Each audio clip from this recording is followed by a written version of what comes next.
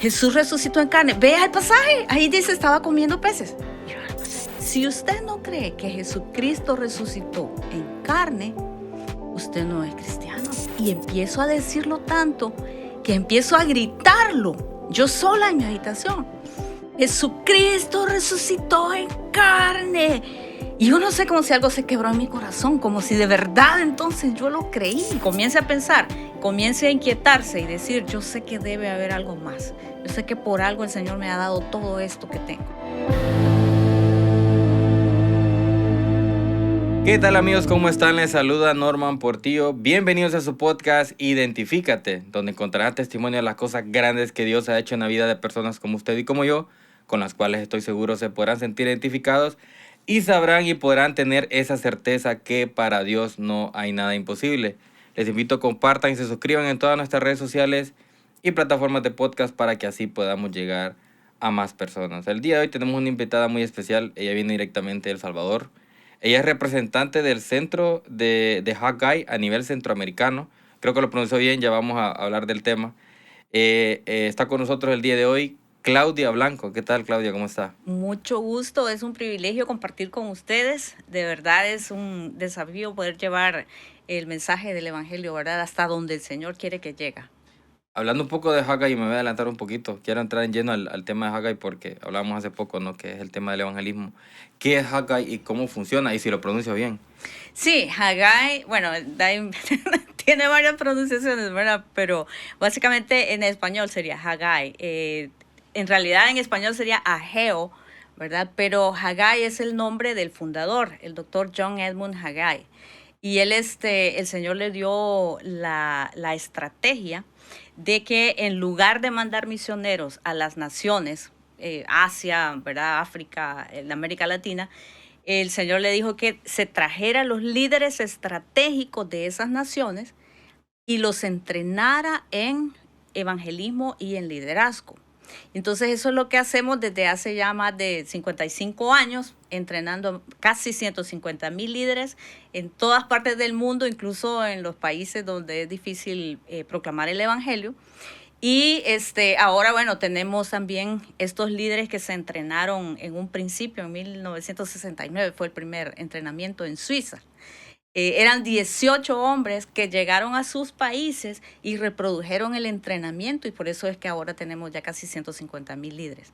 Entonces lo que nosotros hacemos es buscar líderes estratégicos y con esto me refiero a la gente que Dios ha posicionado en diferentes áreas. Hay gente que está en gobierno. Hay gente que está en la música, en arte, hay gente que está en negocios y lo que nosotros hacemos es identificarlos, ¿verdad? El Señor es el que escoge a las personas, los entrenamos para que ellos puedan compartir un evangelismo sensible y relevante en su área de influencia, ¿verdad? Pero ¿cómo le hago, Lick, para yo llegar a Haggai y decir, miren, yo quiero ser parte de la visión y quiero enlistarme en Haggai para ser capacitado y llevar el evangelio? Sí, bueno, nosotros tenemos asociaciones nacionales en cada país. Aquí, por ejemplo, tenemos la Asociación Haggai de Honduras, que está en las redes sociales también. Tenemos la Haggai Latam, que es digamos, el de Latinoamérica. Ajá. Y por supuesto está el de Haggai International, ¿verdad? Que allí también hay varias páginas donde explican cómo son los programas. El programa que yo le hablaba es el programa internacional. En se selecciona, como le decía, líderes estratégicos, son jóvenes profesionales bilingües que los escogemos para hacer el entrenamiento. Ahorita han sido en Malasia, pero yo, por ejemplo, me entrené en Tailandia, entonces son en diferentes lugares y en ese entrenamiento durante 11 días, más los días de viaje, están en contacto con personas líderes de diferentes partes del mundo, ¿verdad? Son sesiones de 60 personas. Conoce gente de todas partes del mundo. Bien lindo porque usted conoce la expresión del cristianismo en los diferentes países. ¿Qué está haciendo la gente? Por ejemplo, cuando habla de los brasileños, ellos tienen tremendos movimientos con deportistas, con jóvenes, y entonces usted tiene muchas ideas de cómo implementar proyectos para poder evangelizar en su área, en su contexto, ¿verdad? Ese es el internacional, pero luego tenemos entrenamientos nacionales también, que sí son como más aplicados a la necesidad del país. La visión de Haggai es que las naciones sean redimidas y transformadas por el Evangelio de Jesucristo. Y creemos que la transformación va a venir desde que cada individuo tenga una relación personal con Jesucristo. Qué bendición. Sí, hablábamos un poco de que definitivamente estamos en los últimos tiempos. Los tiempos se han acelerado y que Dios nos está llamando a hacer evangelismo. Definitivamente Exacto. que llevar la palabra, presentarles a Cristo. ¿Y de qué se trata el cristianismo en sí, verdad? Llevarles el mensaje de salvación, las buenas nuevas. Me llama mucho la atención, Haggai, porque hablábamos de que a mí me gusta mucho el evangelismo. Sí, Definitivamente que sí. Pero ¿cómo hago, digamos, a nivel nacional, por ejemplo, en Honduras, usted como representante a nivel centroamericano, ¿hay una página específica o hay una página en general para todo? es que aquí en Honduras están en Facebook y están en las redes Ok. sociales. Entonces Ujú. ellos pueden escribir, mire, me interesaría hacer un entrenamiento nacional. De hecho, va a haber uno pronto en Tela, en junio. Ajá. Entonces, ahorita ellos van a empezar a promocionarlo en las redes sociales y ahí es de conectarse, ¿verdad? ¿Duran aquí? ¿Cuánto duran? Aquí dura 3 días con de la parte presencial y duran 4 días de manera virtual, ¿verdad? 2 horas diarias de Zoom. O sea que hacen un total de 20 horas de entrenamiento. Qué bendición. Y el internacional dura 11 días, entre Sí. viajes y capacitaciones. No. Más. Nada más los 11 días, ¿verdad? De entrenamiento. Entrenamiento. Sí, y al final uno hace un plan en el cual usted se compromete a entrenar a 100 personas más en evangelismo, en lo que usted ha recibido, y a evangelizar todas las personas que el Señor le diga, ¿verdad? En su área de influencia. Qué bendición, qué bendición. Más adelante vamos a ir hablando acerca de Haggai y ¿Cómo ahorita no? pues, vamos a irnos ya en la historia suya, ¿no? Identifícate, el podcast que se trata de que las personas se identifiquen con su testimonio. ¿Cómo no? Pero comenzamos hablando de su niñez. Cuéntenos cómo es nacer en El Salvador, en qué parte de El Salvador nació. En San Salvador, no digo cuándo porque no se vale. Pero bueno, yo nací en San Salvador y básicamente sería mi adolescencia, la desarrollé durante la guerra, ¿verdad? Entonces eso contribuyó, digamos, un poco a la manera en la que uno aprende, ¿verdad? A sobrevivir. Y en las historias también que respaldan, ¿verdad? El testimonio. ¿Usted nació en un seno cristiano o ya le tocó nacer Sí, no, mire, sin mi conocer a Cristo? familia disfuncional, ¿verdad? De hecho, mi papá era militar y mi mamá era maestra. En esa época eso significaba que uno era del ejército y el otro era de la guerrilla, ¿verdad? Y lo interesante es eso que no, yo sentía que no casaba en ningún lugar, porque pues ni era del ejército ni era de la guerrilla, pero en la colonia en la que yo vivía, donde yo crecí, la mayoría de personas eran como de la guerrilla. Y entonces era como, era retador, porque como por ser hijos de militar, corríamos peligro, ¿verdad? Claro, claro. Es difícil, qué difícil es vivir esa zozobra, Lick. Sí, ¿Qué edad tenía usted más o menos? cuando empezó la guerra, quiero ver, el golpe de Estado, yo creo que tenía 11 años, porque andaba jugando y me acuerdo que me fueron a llamar y entonces me dijeron que estuviéramos en las casas porque no sabíamos qué pasaría, ¿verdad? Y sí, la guerra fue muy fuerte. En la colonia, como le digo, ya para el final de la guerra literalmente se tomaron la colonia, ¿verdad? Y la gente andaba, los guerrilleros andaban en los techos, secuestraron las personas que estaban ahí. O sea, era bien desafiante. Durante ese tiempo desde su niñez, con la familia pues que le tocó nacer, con su papá, con su mamá, ¿cómo fue lidiar con ambos lados? ¿Cómo fue para una niña no conociendo a Cristo, no conociendo al Señor, poder llevar esa vida y encarrilarse en hacerle el bien? Bueno, para comenzar, fueron experiencias desafiantes. Yo me acuerdo cuando en la escuela en la que yo estudiaba estaba a la par de la Universidad de El Salvador.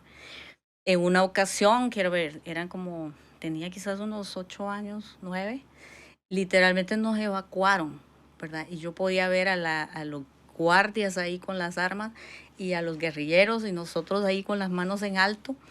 Nos evacuaron en la Cruz Roja, ¿verdad? Para podernos llevar a nuestras casas. Entonces uno vivía de una manera quizás como apartado, ¿verdad? O sea, por ejemplo, yo no hablaba que mi papá era militar, era demasiado desafiante. Y también éramos como muy cuidadosos con los amigos que teníamos, ¿verdad? Porque se infiltraban, digamos, por ejemplo, con la servidumbre. Tuvimos un incidente por ahí. pues trataron de matar a mi papá en una ocasión. Entonces era ¿Fueron como, atentados? sí, sí, sí. Entonces era como un poco peligroso.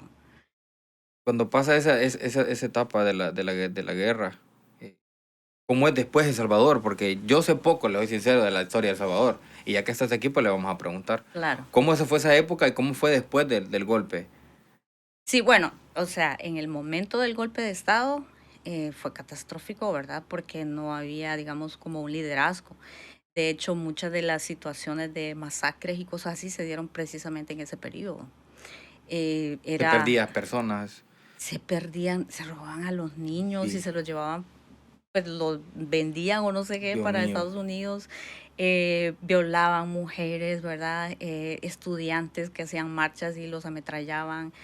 Entonces la gente vivía, de hecho, hay un chiste que teníamos nosotros, ¿verdad? Cuando estábamos en la universidad, que ya casi no habían guerras, pero a veces tiraban cohetes, y todos al suelo, o sea, ya estaban todos los salvadoreños entrenados Ya, a tirarse al suelo, porque sí vivimos esa época, ¿no? Desafiante. y la verdad que es difícil. Nosotros, bueno, en 2009 que pasamos por la sucesión constitucional o golpe de Estado, al final ya no se sabe qué fue aquí en el país, y que no fue tan trágico, igual se vivió una zozobra, o sea, yo estaba en la universidad, recuerdo, 2009, y se vivió la zozobra, ¿no? De no saber qué va a pasar, nos mandaban para las casas, toques de queda, no puede salir nadie a las calles, Ujú. y es que esa zozobra de no saber qué es lo que va a suceder. No me imagino hubiera explotado una guerra dentro del país, Sí, qué no, horrible, horrible. Y esto que vivía en San Salvador. la La mera gente capital. de fuera, sí, difícil. Sí. Y una vez pasando la guerra, ¿cómo fue El Salvador? ¿Cómo fue ese proceso? Una vez se volvió a incorporar todo. ¿Siguió viviendo en El Salvador? ¿Le tocó salir del país? No, bueno, yo seguí viviendo en El Salvador y algo interesante pasó en esa época que llegaba este evangelista americano, Jimmy Swaggart. Él llegaba a El Salvador aún en medio de la guerra. En medio de la guerra. Sí, llegaba a predicar, entonces ahí es donde conecta también con la curiosidad de conocer qué es esto nuevo, ¿no? Porque enfrentar el desafío de la muerte, de un futuro incierto, quizás lo va llevando a uno también a preguntarse qué más hay, ¿verdad? Entonces sí me acuerdo que llegaban las campañas de Jimmy Swaggart y mucha gente se convirtió, se abrieron iglesias evangélicas y estaba pues esa curiosidad, ¿verdad? Se vivió como una revolución. Sí, es que era tan distinto las campañas de Dios usó a este gran predicador, la verdad.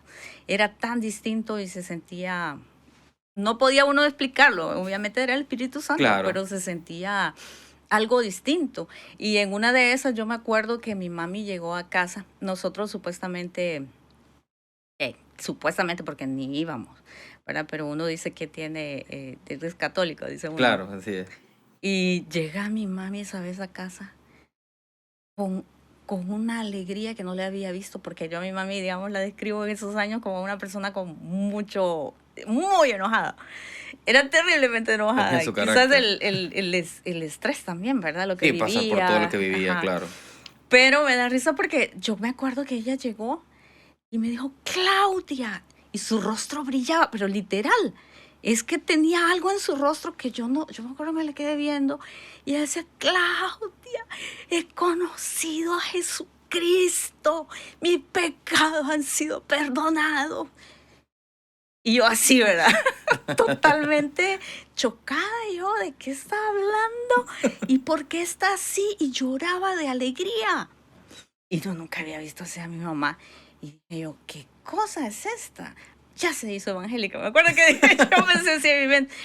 Pero me dio curiosidad y dije, yo tengo que investigar qué es esto, qué es este cambio de mi mamá, ¿verdad? Y entonces ahí es donde se abren las puertas para que yo conozca al Señor.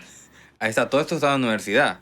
No, Todavía no estaba, estaba yo creo que estaba como en octavo grado. Ajá. estaba pequeña. ¿Y Sí. tiene más hermanos? Sí, yo tengo dos hermanos mayores y bueno, uno ya partió con el Señor y otra hermana menor. Somos cuatro. Ah, mire. Comienza ese caminar. Ahora, ¿cómo fue después? Por ahí vamos a entrar a un tema importante porque ¿cómo fue el cambio de su mamá? Porque hablamos hace poco del evangelismo, que el evangelismo no solamente le presentamos a Jesús a las personas, sino que también surge un efecto. Sí. Automáticamente hay un efecto, en algunos es rápido, en otros lleva su tiempo, su proceso, Ajá. pero al fin y al cabo hay un efecto en el cristiano que acaba de Correcto. nacer de nuevo. ¿Cómo fue para su mamá ese proceso dentro del hogar? Es que como ella sufría mucho, como decimos, ¿verdad? La parte de qué sería el futuro para sus hijos, ¿verdad? La protección de ella, ¿verdad? Pues mi papá que era militar, y debo decir también que ellos no eran casados, ¿verdad? Unión Entonces, libre. sí, entonces, bueno, era como el segundo hogar de mi papá.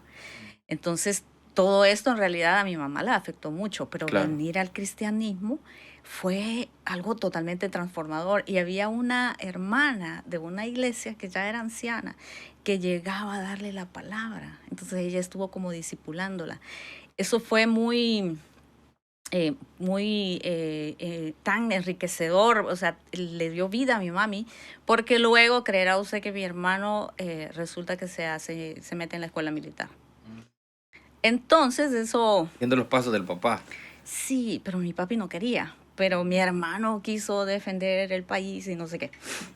Y entonces mi hermano se mete a la edad de 19 años, sí, a la escuela militar. En ese tiempo no era obligatorio el servicio militar, ¿no? Sí Sí, reclutaba, ¿verdad? pero Se más que todo reclutaba. en el campo, a los soldados, Ah, ok, ¿verdad? ok. Pero él se metió a la escuela, se ganó la beca, porque mi papi le dijo, yo no te dejo ser militar, o sea, yo no te voy a pagar un centavo si te ganas la beca, entonces, y se ganó la beca y entonces fue militar. El caso es de que él sí estuvo en peligro, ¿verdad? En una ocasión yo recuerdo que él había sido tomado por la guerrilla, ¿verdad? Prisionero y no los dejaban libres, o sea, esa gente se moría. Y entonces fue uno de los momentos también clave porque mi mami se volcó a Dios, ¿verdad? Sí. De hecho, hicimos una vigilia por la vida de mi hermano, ¿verdad? Entonces, aunque yo no conocía, digamos, al Señor, Pero tenía más o esperanza. menos, sí, más o menos estaba como acercándome, ¿verdad? Pero mi mamá sí, y con la hermana esta oraban, y por la gracia de Dios liberaron a mi hermano, milagrosamente, porque la verdad es que se morían. De la guerrilla. Sí, el que lo agarraba la guerrilla, sí, ya no lo dejaba. La verdad que su mamá... Siempre me da curiosidad porque siempre en el podcast comienzan porque la mamá se convirtió primero. ¿En O la serio? abuela le hablaba a los hijos y siempre siento que del lado de las madres como que hay entrada. No sé, en la mayoría de los podcasts, no que por mi mamá, que mi mamá fue a la iglesia. Me llama mucho la curiosidad eso. Sí, Interesante. bien interesante. Acabamos de llegar a un punto bien importante ahorita que siempre es Sí, por el lado de la madre. No estoy diciendo que los padres no se transforman, pero hay una parte como que es como un porcentaje mayor que la madre se convierta primero. No sé por qué. Que el Señor nos ayude a bueno, darnos cuenta por sí, qué. ¿no? Y el poder que hay entonces detrás de una mujer Claro, virtuosa, ¿verdad? claro, la madre sí, así es. Y su madre comienza en este caminar con el Señor y de alguna forma impacta en ustedes, ¿no? Empieza a ver esa curiosidad, los cambios de su mamá, ve el milagro de su hermano, Sí, sí, que lo liberan. claro. Entonces, ¿cómo es ahora usted de este lado viendo que lo que de verdad pregona su mamá, la fe de su mamá es real? ¿Cómo cambia eso en su vida? Bueno, yo empecé, como tenía curiosidad, yo le llamo curiosidad científica, porque yo quería ver en realidad qué estaba pasando. Entonces comencé a ir a la iglesia de mi mamá, pero obvio que eran las reuniones femeniles, ¿verdad?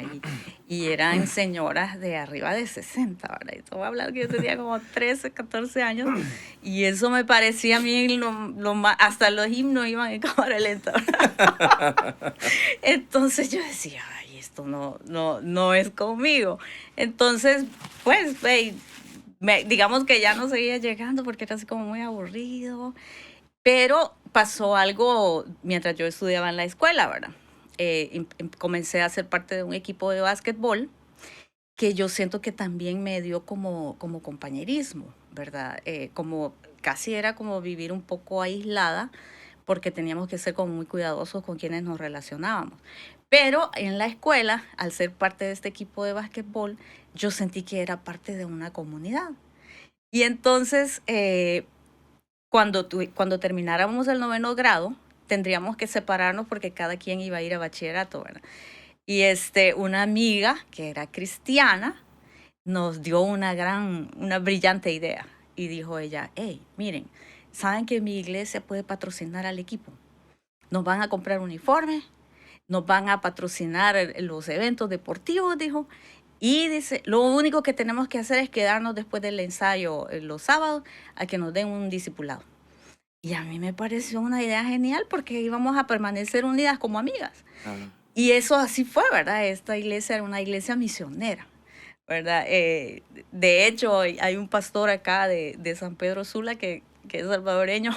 Sí, oye, ya vas a ver que de él hablo. Pero esa iglesia era así misionera, ganaba jóvenes.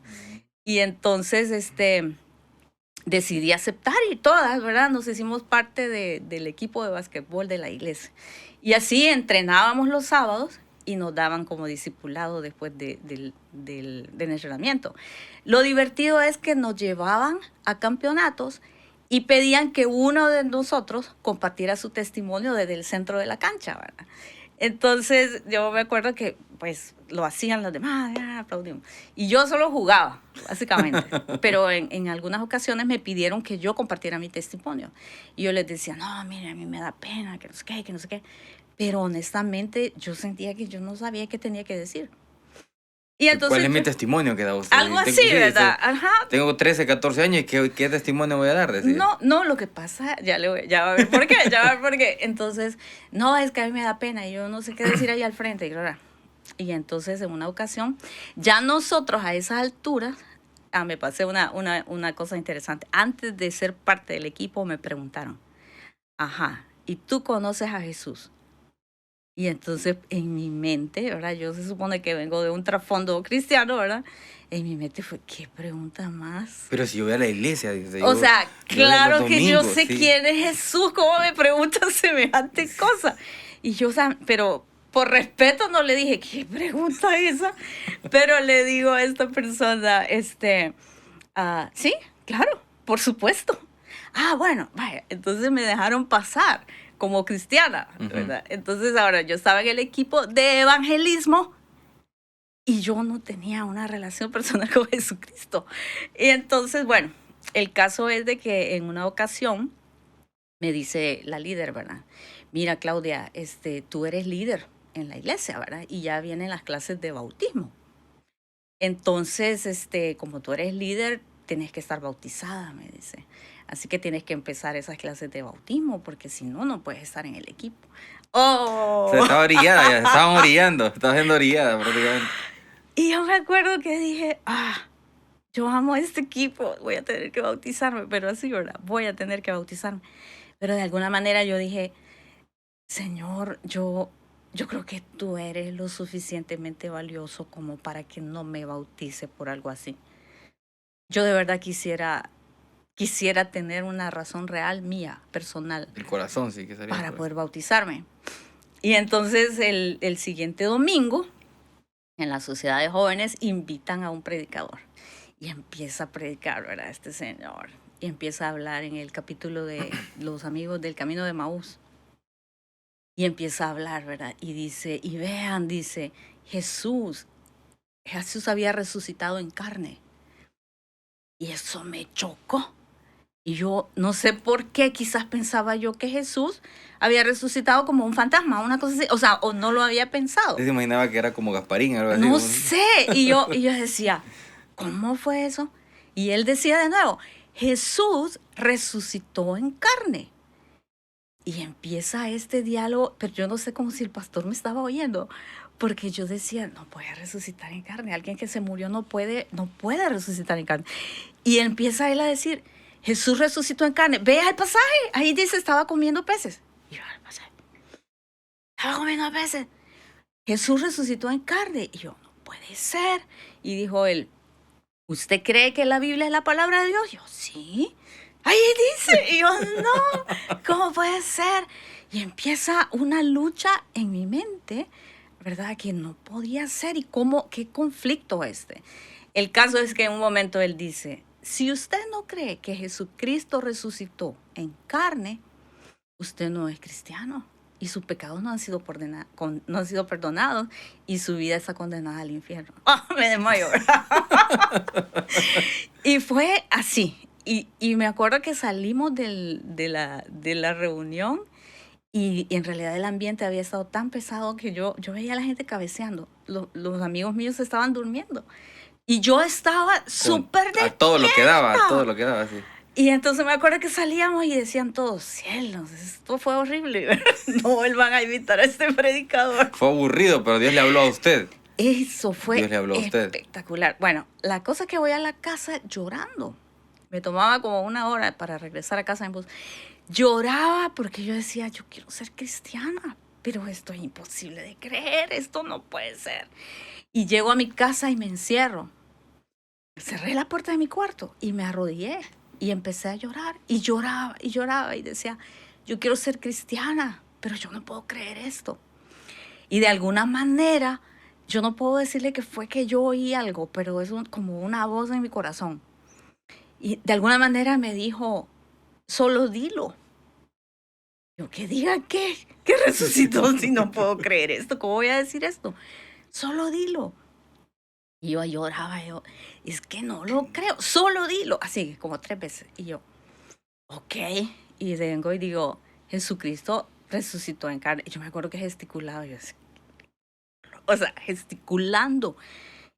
Y Jesucristo resucitó en carne. Y yo decía, no, Jesucristo resucitó en carne. Y empiezo a decirlo tanto que empiezo a gritarlo, yo sola en mi habitación.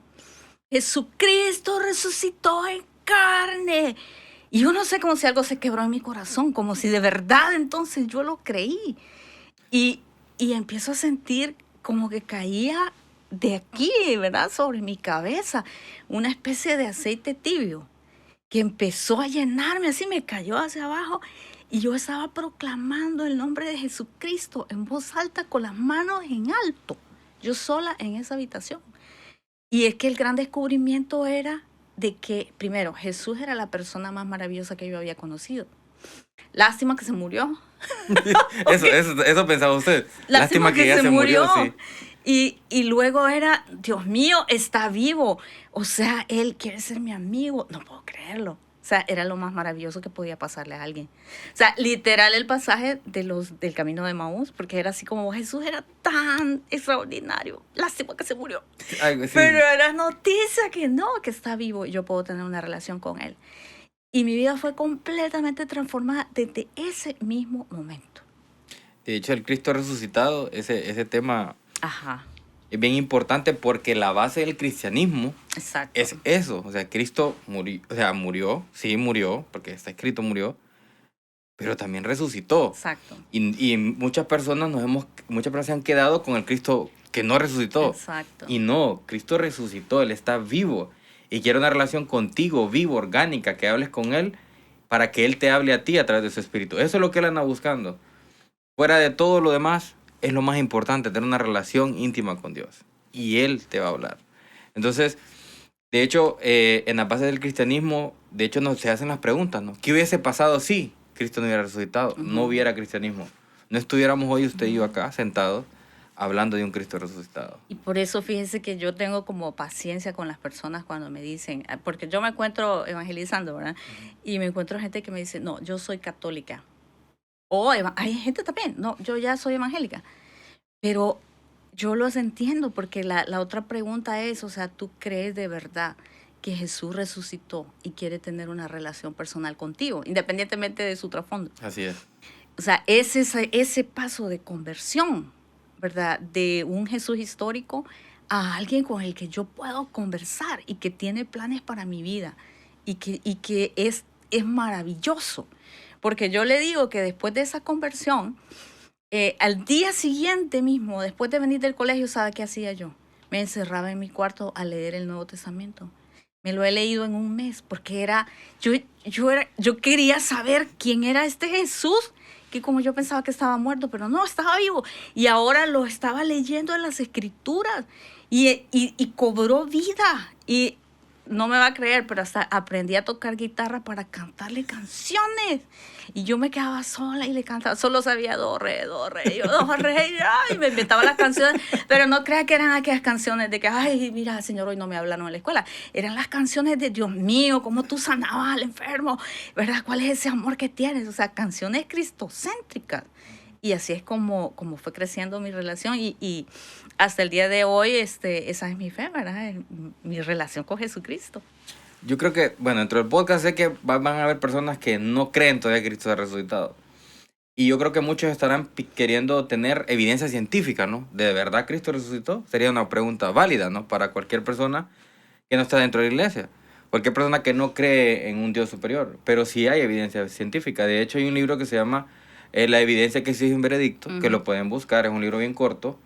Y habla de todos los puntos de vista. Si dejamos fuera la Biblia, por decirlo así, alguien que sea científico, nos esté viendo, maestro o de cualquier índole, que quiere investigar un poco más y quiere dejar de lado un poco la Biblia y quiere buscar evidencia científica, histórica, antropológica, literaria incluso, ahí lo va a encontrar. De hecho, el libro lo escribió un ateo, que él comienza el libro diciendo, yo era ateo y comencé haciendo el libro queriendo justificar, o él quería demostrar científicamente que Cristo no había resucitado. Cuando él termina el libro, es tanta la evidencia que encuentra de que Cristo sí resucitó que él se vuelve cristiano. Claro. Y dice, es una evidencia que merece un veredicto. Cristo ha resucitado. Cristo está vivo. A esa conclusión llegó él después de dividirlo en diferentes, en la parte histórica. Ajá. No solo visto desde el punto de vista de la Biblia, hay libros antiguos que hacen referencia a un hombre, Cristo, que caminó, murió y que resucitó. Sí. O sea, hace referencia a eso. Desde el punto de vista literario, lo Sí. perfecto que es la Biblia, cómo se redactó a pesar de los tiempos que han pasado. De todos los puntos de vista, si lo quieren, desde el punto de vista psicológico, porque es imposible que una persona muerta cambie a alguien vivo. Eso no lo va a ver usted jamás. Ajá. Cristo está vivo, por ende puede cambiar su vida. Es imposible que un familiar mío muerto o un amigo mío muerto pueda cambiarme a mí porque ni me habla. No, Y no. Cristo sí cambia a las personas. Sí, Psicológicamente está comprobado que es a través de Cristo psicológicamente que también. Entonces, la base del cristianismo es un Cristo resucitado. Exacto. Y los invitamos a que investiguen, pueden llegar a investigar, no hay ningún problema. Vean el libro, es corto y cotéjenlo con lo que dice la Biblia y se darán cuenta que Cristo está vivo.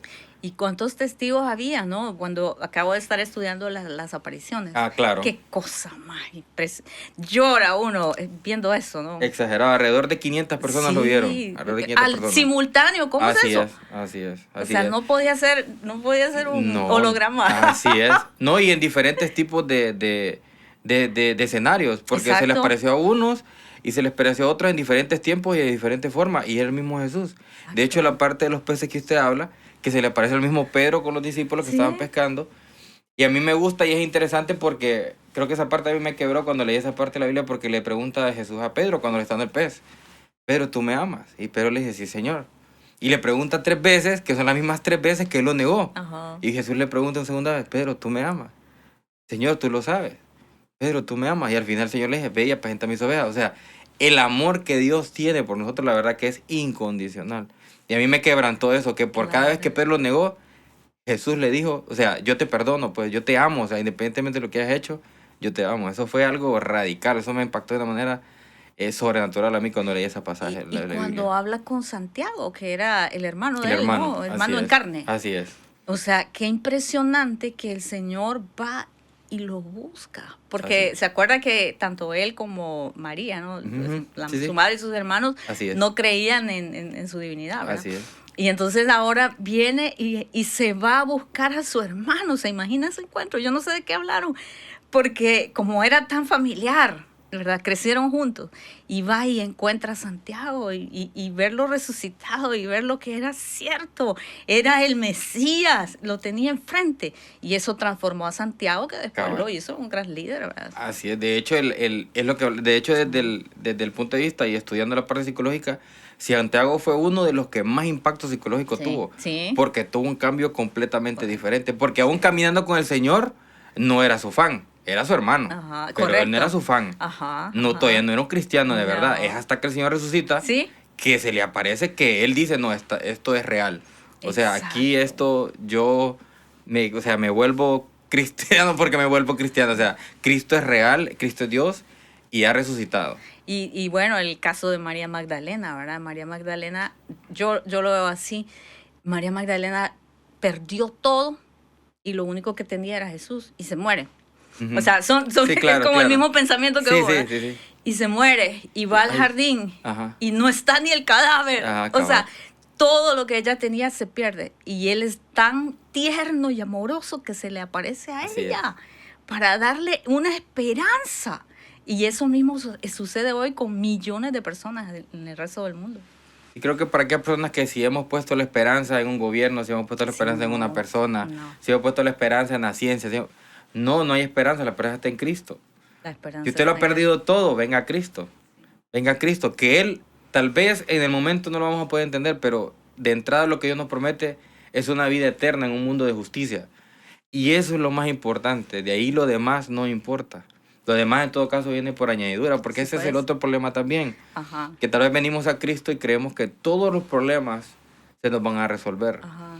Y Dios no promete que le va a resolver todos los problemas de una vez por todas. Dios promete que es un proceso y que lo que le está dando es la vida eterna, la oportunidad de salvar su alma.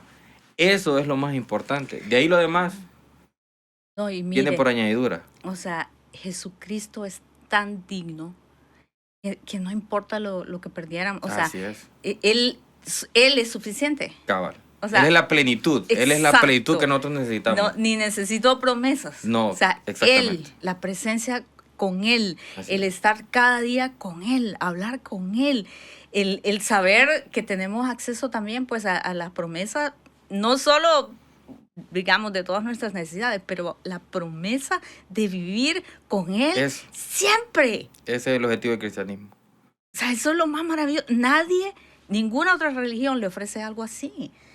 La oportunidad de vivir con Dios siempre a Así. su lado. El cristianismo es increíble y ahí está el centro. Sí, de hecho, si usted va a la tumba de Buda, Buda ahí está. Mm, Él ahí está. Y de cualquier otro líder que me pueda mencionar en toda la historia Sí, ¿eh? del mundo, ahí están. exacto. Pero si usted va a la tumba de Cristo, el cuerpo no está. O sea, Él resucitó. Sí, amén. Es real. Así O sea, es. es real que resucitó. Y de hecho, fíjese que quiero comentarlo así rapidito, que de hecho los judíos nunca pudieron refutar eso. Ajá. De hecho, está en la Biblia. De hecho, Ajá. dice que los sacerdotes le pagaron a Exacto. los guardias, le fueron y le dijeron a Poncio Pilato, envía guardias para que los discípulos no se roben el cuerpo Ajá. y después digan de que se resucitó. Y mandaron guardias. O sea, y quiero hacer hincapié en esto. O sea, no se lo pudieron ni haber sacado porque habían guardias. Los guardias no se pudieron haber dormido porque en aquel tiempo, si se dormía un solo guardia, eso era la muerte. En su historia, eso era la muerte. O sea, el capitán de esa legión podía decir, no, te dormiste, vas a morir porque no tenías que haberte dormido. O sea, así eran de estrictos los guardias en ese entonces, la seguridad. Entonces, cuando no está el cuerpo, no hayan cómo justificarlo. Entonces vienen los sacerdotes y les pagan a los guardias. De hecho, está en la Biblia, lo pueden leer. Le pagan a los guardias para que digan que se durmieron. Correcto. Y les dicen, y si se meten en problemas, nosotros les vamos a ayudar, porque los guardias sabían que eso era la muerte, o sea, se iban a morir. Eso era muerte instantánea.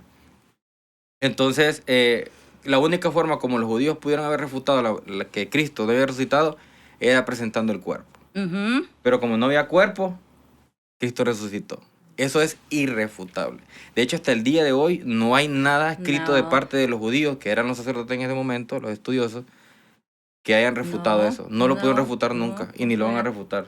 Cristo está vivo. Sí, amén. Y mire el significado para uno. Durante la pandemia perdimos a mi hermano, le estaba contando. Sí, claro. Usted sabe lo doloroso que es la pérdida de alguien que es muy cercano, ¿verdad? Pero literalmente, por el hecho de que él resucitó, mi hermano va a resucitar también. Así es. Y yo también. Y algún día nos veremos. Entonces, la forma como yo superé, porque fue dolorosísimo, básicamente es que yo le dije a mi hermano, te me has adelantado 30 segundos, porque cuando el Señor venga en los aires y dice que los muertos resucitarán, como es en un abrir y cerrar de ojos, o sea, Así es. son 60 segundos. Ya lo estudió, ¿cuánto Sí, van a abrir y cerrar de ojos? entonces, 60 segundos, entonces mi hermano resucitará y 30 segundos más tarde yo también voy a resucitar y estaremos todos. O sea, dígame qué otra religión le da ese tipo de esperanza que va a Nada. poder ver a mi papi que se tardó 23 años en convertirse, ¿verdad? A mi hermano que son los que ya están adelantados allá y a una sobrina también. Es una promesa que no se le ha dado ninguna otra religión. Ninguna otra religión y ni habrá. Sí, sí. Y que habrá una vida después de esta y que será una vida justa, porque creo que esa es otra cosa que nos Sí, preguntamos en un correcto. mundo de tanta injusticia. Sí. O sea, Dios es justo. Dios es justo y su gobierno será justo. Sí, amén. Así, porque Dios no es hombre para mentir. Sí, no. Y Él no cambia, Él es el mismo hoy, mañana y siempre, por El los bien. siglos. Sí. Entonces, me gusta eso que hablamos de la resurrección. La verdad que es una bonita enseñanza. Yo siempre dentro del estudio que estamos teniendo de la maestría en teología y, y Biblia, siempre hago hincapié que ese libro de la evidencia que exige un veredicto, Ajá. lo deberían de leer todos los cristianos. Sí, sí. Para aquellos que todavía están tambaleando, que no creen que Cristo está vivo, ahí hay reseñas científicas, históricas, antropológicas y literarias y psicológicas de que cómo y por qué Cristo está vivo. Ajá. Y eso es lo más importante. Y de nuevo les invito, investiguen. La verdad que no pierden nada si usted ya probó en el Islam, si usted ya probó en cualquier otra religión. Venga a Cristo, investigue quién es Cristo y se dará cuenta que Él está vivo y que Él quiere una relación con usted y que quiere ayudarlo y lo más importante, que le quiere salvar la vida. Quiere que tenga una vida después de esta y que reine juntamente con Él como Sí, hijo de Dios. Y mire que muchas de las historias que escuchamos, ¿verdad? Como estamos en este ministerio internacional, muchos musulmanes se están convirtiendo porque literalmente Jesucristo les está apareciendo. Literalmente. Ellos se están convirtiendo al cristianismo, ¿verdad? Porque es real, se van e investigan, así como yo. Así que vale. El Nuevo Testamento, y está allí, y es el que les habló. Y hay un montón de testimonios de eso. El Señor mismo resucitando, o sea, presentándose a ellos como resucitados aún el día de hoy. Sí, en las multiformes que tiene el Señor, ¿no? de llegar a las personas. Porque siempre, y esto siempre lo vimos en el podcast, o sea, nunca ha sido el hombre buscando a Dios, es Dios buscándonos a nosotros. Es por su amor inagotable, o sea, pues es por su amor que Él nos ha elegido, pues. Sí. Y obviamente la gracia, que es un término que no lo podemos entender, porque nosotros estamos acostumbrados a que damos algo y recibimos algo. Ajá. No estamos acostumbrados a que nos den algo y nosotros no dar nada a cambio. Sí. Y eso es la gracia, o sea, Dios nos ha dado vida eterna a través de su Hijo Jesucristo, no porque lo merezcamos, sino que porque a Él se le plació, a Él le agrada, y ya estuvo. Eso es todo lo que significa la gracia. Sí, literal. Y no lo logramos entender todavía, a nivel de razonamiento no lo logramos entender. Sí, y es quizás porque también no entendemos la divinidad de Jesús. Así Pues, es, o sea, así si es. Él es Dios, Él se puede resucitar. O sea, Así es. nada complicado. Pero me refiero a que lo queremos ver como con mente humana, ¿verdad? Así Pero es. si Él es quien dice que es, resucitar no es problema, Así es. ¿verdad? Es problema para nuestra mente que tiene paradigmas, ¿verdad? De cómo deben suceder las cosas. No, y si para Él no fue problema, entonces para nosotros tampoco. Sí, porque ¿Qué le ya impide hemos- resucitarlo a usted? ¿Qué le impide resucitarme a mí? Sí, ¿Qué le pues. impide resucitar a todo el mundo? No le impide nada, porque Él es el Todopoderoso. Claro. Habita en eternidad. Sí, ya. Y yendo un poco más adelante, Claudia, ¿de dónde Dios la ha sacado? ¿Cuál es su testimonio? ¿Cuál es lo más fuerte que le pasó en su vida donde diga, yo aquí sí de verdad toqué fondo? Aquí sí yo conocí al Señor. Y hay diferentes formas, ¿no?, de llegar a los pies de Cristo. Hay diferentes formas de conocerle a Él, unas más trágicas que otras, pero es dentro del propósito de Dios. Mire, yo siento que allí conocí al Señor y tenía una relación personal con Él, que a veces las congregaciones de repente tienen sus cosas, ¿verdad? Entonces, sí, yo dejé de asistir a la iglesia, pero aunque no lo crea, yo tenía unos encuentros con el Señor. Yo estudiaba siempre la Biblia, ¿verdad? O sea, compraba libros para estudiar, por ejemplo, el libro de Malaquías, etc. Pero sí, cuando tenía como 28 años, ya yo quería una posición de gerente, ¿verdad? Estaba haciendo una maestría y me había esforzado y todo lo que había construido en mi vida era para llegar a ser gerente. Y en realidad, en mi interior, quizás lo que yo estaba buscando era estabilidad, ¿verdad? Si yo iba a ser gerente, entonces yo iba a tener un buen sueldo, ya me podía casar, ya podía tener hijos, ¿verdad? O sea, yo El ordenando plan mi de vida. todo, sí, todo, el plan de que todo quiere. Todo el mundo quiere. Exacto. Entonces lo que resulta es que la empresa pasó un incidente ahí, ¿verdad? De que quitaron al gerente, etcétera, pero no me nombran a mí, sino que traen a alguien más. Cuando yo me había esforzado, o sea, yo a esas alturas yo no tenía ni amigos porque yo decía que la gente era mala y hablaba detrás de uno. Vida social no tenía. No tenía nada, ni la familia. O sea, todo lo que había construido era para yo ser gerente y la empresa decide que no, que yo no voy a ser gerente. Entonces estoy en ese conflicto y el gerente que llega obviamente no me quiere a mí allí. Entonces empieza esta persecución, ¿verdad? Para que yo pueda dejar la compañía y estando en ese, y al mismo tiempo estaba estudiando la maestría. Entonces, complicadísimo. El caso es que estando en eso, yo recuerdo que tenía una amiga que ella, éramos compañeras de la maestría, ¿verdad? Y ellos tenían plata. ¿verdad? Tenía un Mercedes, ¿verdad? Su reloj, y yo decía, es que algo así quiero, ¿verdad? O sea, yo quiero ser gerente y vestirme bien y tener mi Estilo de carro. vida. Sí, entonces, en una de esas, usted puede creer que todavía lo recuerdo, o sea, estábamos haciendo un trabajo juntas el jueves al mediodía. Y entonces tenía que irme yo ya a trabajar a la parte de la tarde, ¿no? Entonces solo nos reunimos al mediodía. Y yo la recuerdo a ella que se me acerca, ¿verdad? Y estoy platicando, ¿verdad? Y ni mi edad es en realidad, ¿verdad? Y yo tengo que irme, ¿verdad? A las 3 tengo que estar allá. Y voy saliendo y se va siguiéndome literalmente hasta el carro, afuera de la casa de ella.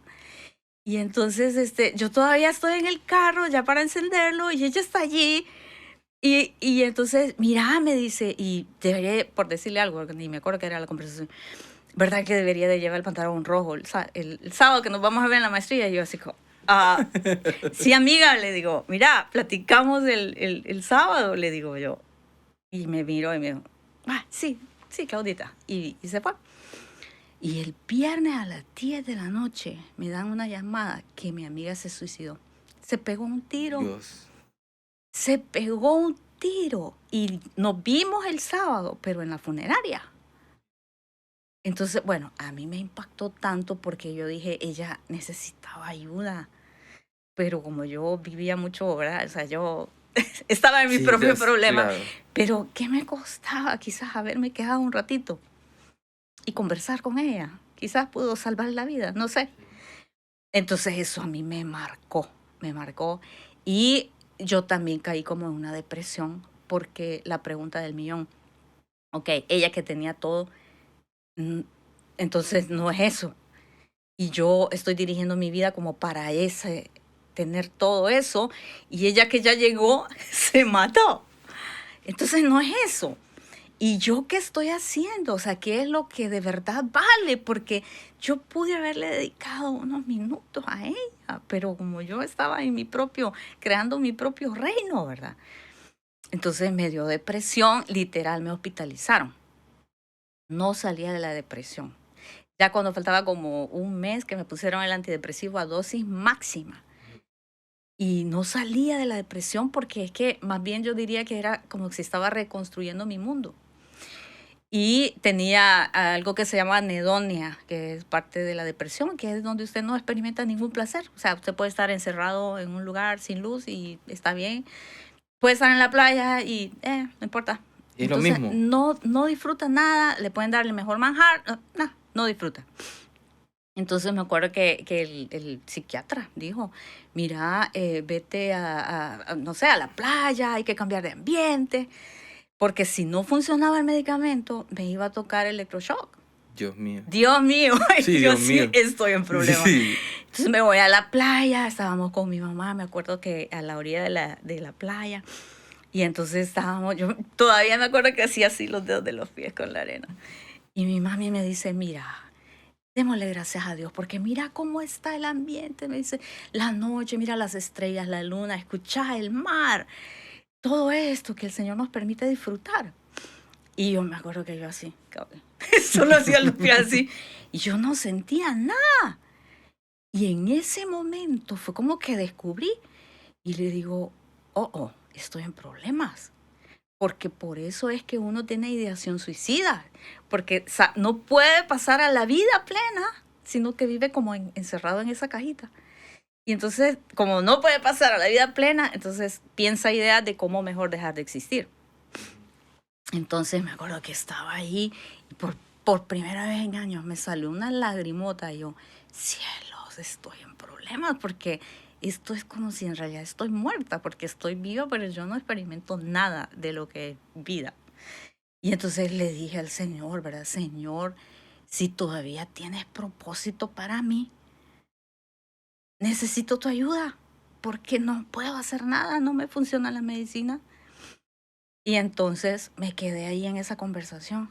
Y por la gracia de Dios, en las semanas que vienen, empecé a responder, ¿verdad?, al tratamiento, y empecé a salir de la depresión y empecé mi búsqueda por cuál era mi propósito de vida, porque el Señor me dejó viva por algo, ¿verdad? Por ese propósito. Y entonces empecé con esa búsqueda de mi propósito y quizás para otro capítulo lo dejamos porque, aunque no lo crea, el Señor me sanó de manera sobrenatural. Y bueno, eso me tiene aquí en Haggai, ¿verdad? Porque este es el propósito de Dios para mí. Para esto Él me hizo antes de que yo naciera. Y para eso he vivido todas estas experiencias, para poder ayudar a las personas que vienen, porque los líderes no son gente ya hecha, ¿verdad? Son gente que está teniendo también sus luchas. Y ahora yo soy coach y puedo ayudarle a muchas personas en momentos que caen en estas disyuntivas, ¿no? Que para mí son como transiciones hacia algo más de lo que Dios quiere para usted. Así es. Qué bendición que pudo salir, ¿no? De la depresión, que es algo que está de moda en este siglo XXI. Sí. Digo de moda porque son cualquier cantidad de jóvenes que están pasando por esos procesos. Y qué bueno que vean este mensaje, ¿no? Y que se sienten Sí, identificados y que puedan saber de que Dios puede sanar a las personas. sí, Un claro. cambio total. Cambio total y no hay nada más maravilloso que vivir para lo que Dios nos hizo, ¿verdad? Y eso también bíblicamente, ¿se acuerda? Abodá, creo que se llama. Trabajo es lo mismo que adoración. Cuando yo me dedico a hacer aquello para lo cual fui diseñada, es un acto de adoración a Dios, ¿verdad? Está cumpliendo con la voluntad Ajá, y el correcto. propósito por el cual ha sido llamado el Señor. Sí, y eso le da un poder espiritual para enfrentar cualquier circunstancia, porque no quiere decir que ya no tuve problemas después de ese momento, pero cuando usted escucha que Jesús le dice, sí, no te preocupes, eso es lo que yo quiero, usted encuentra fuerzas de donde no sabe, ¿verdad? Del espíritu, por supuesto, y enfrenta cualquier circunstancia porque tiene una palabra de Él. Esa es la palabra de Dios para usted. Así es. Y la sigue. Amén. Amén. Y cuénteme, Claudia, cómo llega a Haggai, cómo es llegar a la institución. Bueno, eso fue, Haggai tiene sus representantes regionales, ¿verdad? Y el propósito de nosotros es buscar a estos líderes estratégicos. Cualquiera diría, marketing. No, fíjese, es pura oración. Porque el Señor pone en el corazón de las personas, dice, yo sé que he llegado un momento en mi vida en que hay algo más, dice. Toda la Así, gente que cabal. llega a la Sí, entrevista cabal. es así. Yo sé que hay algo más, que Dios me quiere usar de otra forma, pero no sé cómo. Y entonces ahí es donde les contamos acerca del programa, ¿verdad? Que precisamente comienza con eso, con descubrir la identidad, cuál es mi visión, cuál es mi misión, cuál es mi rol dentro del reino, ¿verdad? Yo soy un evangelista y luego pues todas las estrategias de cómo evangelizar y después de cómo ser un testigo eficaz de Jesucristo para traer a la gente a esta vida, ¿verdad? Porque tenemos vida plena en el Señor. Así es. Entonces es pura oración y de repente el Señor nos conecta con personas que ni siquiera teníamos ahí en el radar. Y las personas llegan con eso mismo. Yo quiero algo diferente. Entonces les contamos del programa y ellos hacen una aplicación. Porque tienen que aplicar, ¿verdad? Claro. El programa es un programa caro que es patrocinado, ¿verdad? La mayoría por americanos, pero también por otras personas en diferentes países. Y por ejemplo, el programa de Malasia cuesta que unos $20,000.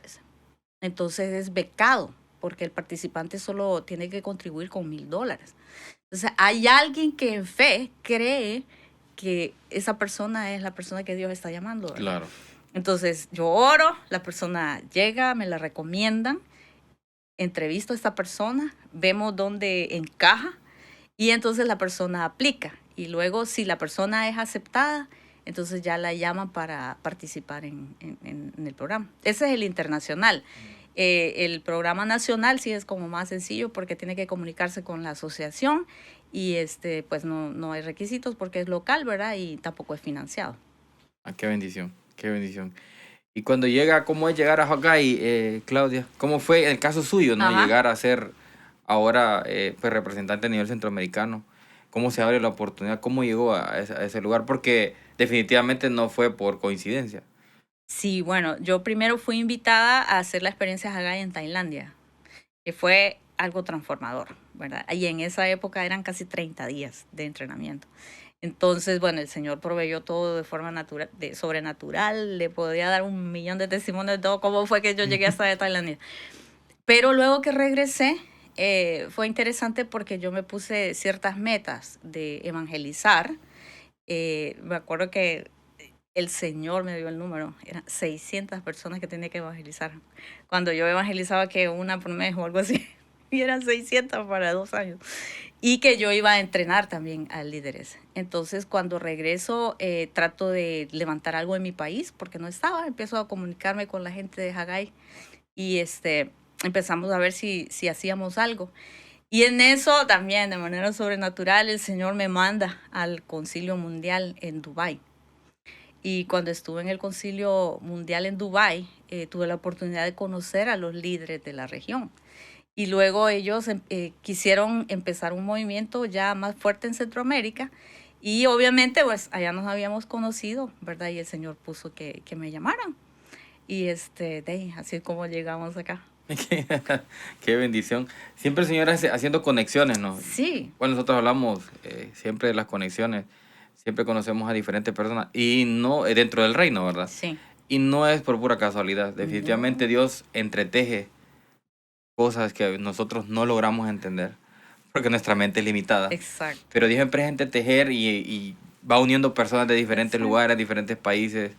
Y ese es el cuerpo de Cristo, ¿no? El cuerpo de Cristo, cada quien hace su labor, uno pues la mano, otro el dedo, Exacto. otros somos los ojos, otros las orejas. Cada quien aporta y es parte del cuerpo de Cristo. Y me gusta cuando vienen personas de fuera, Tailandia, por ejemplo, que en mi vida me imagino poder viajar a Tailandia, Claro. gente de Dubái, Ajá. y gente de esos lados que uno creía que hasta para comunicarnos debería de ser difícil. Pero como Dios pone todo en su lugar y al final nos terminamos entendiendo como un solo cuerpo. Y es tan maravilloso porque por el testimonio que le digo, usted se imaginará lo maravilloso que es cuando cada líder Haggai descubre su misión y su propósito. Bendición. Para mí es literalmente como si mi momento de muerte se convierte en vida en un montón de otra gente. Sí, porque creo que llega la pregunta siempre y lo que usted decía, nos llegamos a un punto y le dicen, bueno, ¿y ahora qué? ¿Ahora qué? ¿Qué sigue? Por ejemplo, si ya me puse como objetivo tener un carro del año y ya lo compré, ¿y ahora Ajá. qué? ¿Qué sigue? Es que es como Sí, hámster. llegó ahí, ¿qué sigue ahora? ¿Qué hago? Y yo creo que ahí es donde entra el tema de la depresión. Sí, Que claro. usted alcanzó, como que Dios permite que usted llegue a su punto de inflexión y diga, bueno, ya llegaste aquí, tenés el carro, ¿y ahora qué vas a hacer? Y es como subirse, vea, es como que usted puso una escalera y dio todo lo que tenía para subir y cuando llega era, ups, no era este el edificio. Cabal. ¿Y ahora qué hago? Sí. Entonces volver a rehacerse, pero allí tener la capacidad de decirle a Dios, Señor, tienes razón, yo me equivoqué. Ahora yo decido vivir para el propósito que tú tenías para mí. Y le cambia la vida por completo. Cabal, qué bendición. Sí. Y ya para ir culminando el podcast, Claudia, la verdad que gracias por estar con nosotros. Es una bendición. Hemos tocado diferentes temas, Sí. aparte de tu testimonio. Unas palabras que le quiere dedicar a las personas que nos ven, que nos escuchan, en las plataformas de podcast o en YouTube, Facebook, en redes sociales, con las cuales se puedan sentir identificadas.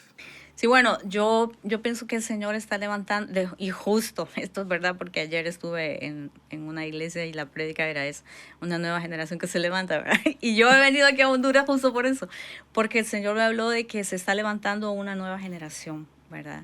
Y a esta generación Dios le ha dotado de capacidades extraordinarias. Bueno, y mire esto, por ejemplo.